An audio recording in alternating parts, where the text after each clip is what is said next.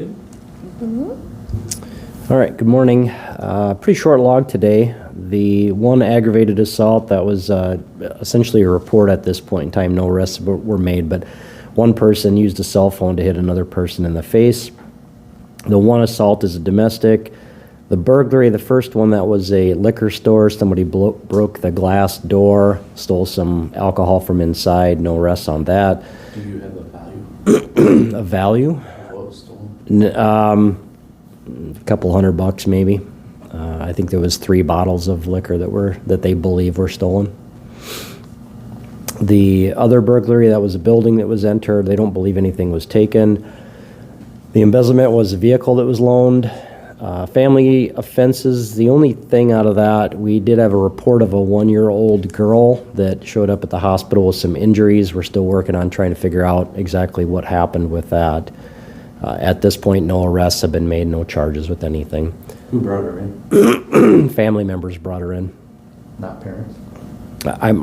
Family members brought her in. That's all I'm going to say about that. There's just not a lot of information at this point in time. I just wanted to say that's one of the things we're looking at. Frauds are both ID thefts. The larcenies, we had a couple of shopliftings. An ID theft was in there as well. The sex offense is a report. Simple assaults were more domestics. The unattended death, nothing suspicious with that. That's pretty much it for the log. Back to the second burglary, was that suspect arrested or? There's no suspects on either. On the burglaries? On the second, yeah, on that second one? Yeah, the second one was somebody entered a building and then left. Okay. But no suspects on that one, no arrests were made. Sam, on that liquor store, what was the time and location of that? Yeah, that was the Booze Boys, 1900 block of West 12th Street, and it was just before 12:30 a.m. today. And do they have any knowledge of how they broke the glass window? It was the door, the glass door. Yeah.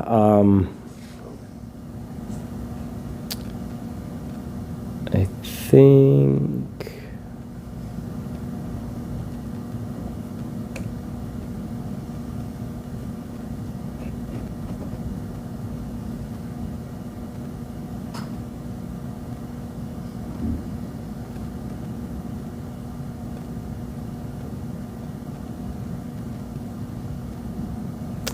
I don't know if we know exactly what was used, some object. I know in the past, I think that place actually was burglarized not too long ago, and they used some landscaping rocks.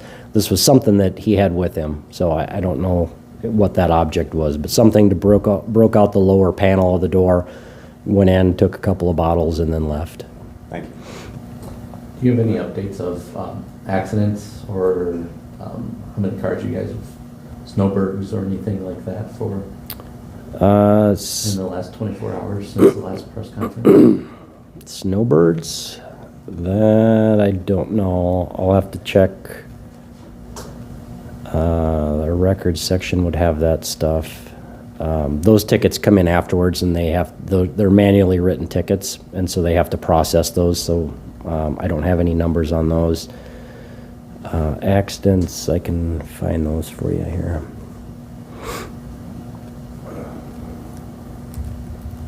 I don't think there was a ton, but I could be wrong.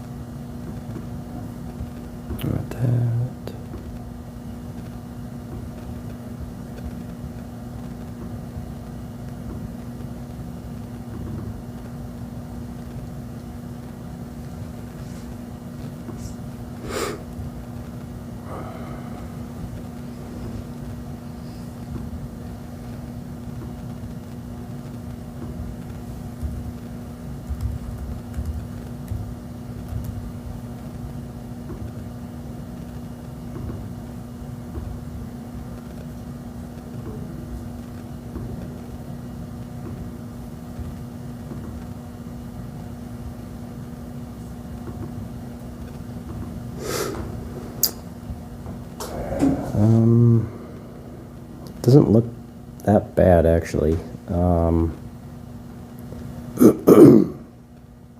Pretty spread out. Looks like the majority of them just this morning rush hour. From 7 to 8, we had 6. 3 of them from 8 to 9, and 8 more from 9 to 10.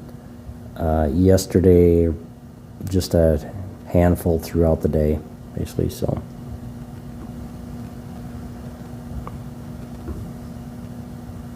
Anything else? And kind of what we were talking about earlier, just more advice for the snow that's kind of piling up in intersections, on sides of roads, advice and kind of safety for people that are navigating out on the roads today. Yeah, the roads with all the snow piling up can be challenging. The best thing people can do is slow down, take their time. Obviously, each intersection is going to be different depending on where the snow's at, how it fell, how it's piled up, and visibility is going to affect that as well. So you just need to be careful. If you have the visibility and you can see that the intersection is clear, then obviously you can go through it. If it's hard to see through, if you're not able to see if there's other cars in that intersection, then you need to slow down and just basically proceed slowly through there to make sure that it's clear. I don't know if we've seen a lot of accidents because of people just barreling through like it's normal, but it's certainly a potential for that. And then on top of that, to have the little bit of snow once the roads have been plowed, it's still going to cause that braking distance to increase. And so even if you're driving and you think it's clear and all of a sudden you see a car, you step on the brakes, you may not stop in time if you're driving that normal speed. And so we'd just encourage everybody to slow down, pay a little bit more attention. If you don't have that good line of sight, then slow down before go through an intersection to make sure that it's clear. Anything else? Okay, thanks.